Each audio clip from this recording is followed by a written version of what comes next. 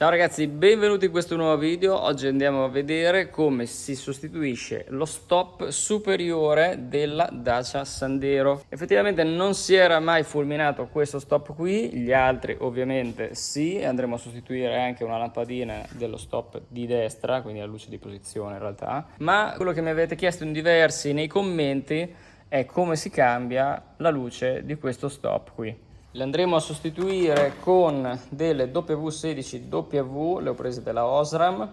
Queste non ci sono proprio in tutti ferramenta, sono dovuto andarle a trovare in un ferramenta particolare perché non è una lampadina proprio standard. Per la sostituzione serve soltanto uno di questi aggeggi che sono di plastica, lo potete fare con qualsiasi cosa, ovviamente che sia di plastica. Plastica e carrozzeria, se utilizziamo qualcosa di metallo come cacciaviti e robe varie, andiamo a rischiare di spaccare tutto o comunque strisciare i componenti. Per estrarlo è semplice perché basta mettere lo strumento che fa leva, senza paura, cercare di inserirlo e vedrete che piano piano, se andate a scoperchiare, si vede del metallo sotto. Vi faccio vedere, vedete?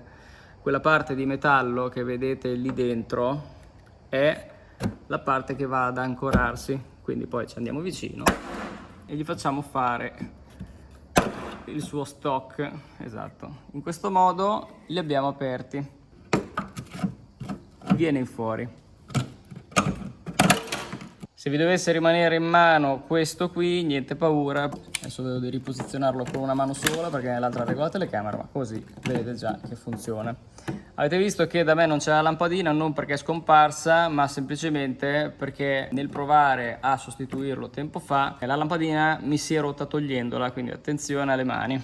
Sono lampadine abbastanza delicate e le andiamo a inserire nel suo alloggiamento, che è quello lì davanti, in verticale, così. Poi basta semplicemente andarlo a reinserire e poi va spinto dentro.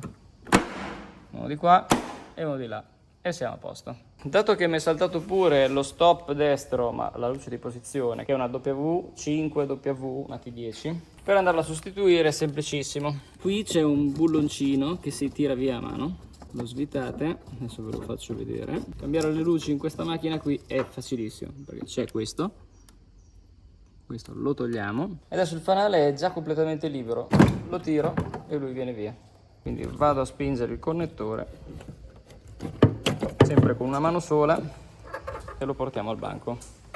Qui abbiamo la copertura che dobbiamo togliere, ma non servono cacciaviti, non serve niente perché vi ripeto che è facilissimo, basta alzare queste linguette che tengono questi morsettini, si alzano, gli si dà una mossa e già vedete che la prima parte è venuta via e anche la seconda, stesso lavoro, uno di qua e uno di là. Più facile di così si muore.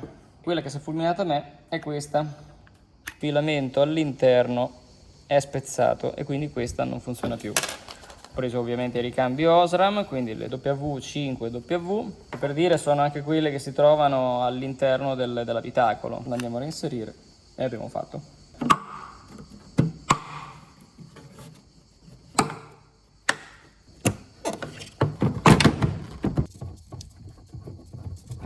E così riusciamo a fare da soli anche questo cambio qui. Sul togarage.it troverete il manuale d'officina di questa automobile qui, oltre a tutti gli altri manuali, e troverete anche tantissimi accessori per la vostra auto, soprattutto uno dedicato a questo motore qui che ha il problema della valvola Westgate che fa un rumore, e troverete la soluzione che è una molla fatta apposta, tarata appositamente per funzionare con questo tipo di motore. Iscrivetevi al canale, noi ci vediamo alla prossima.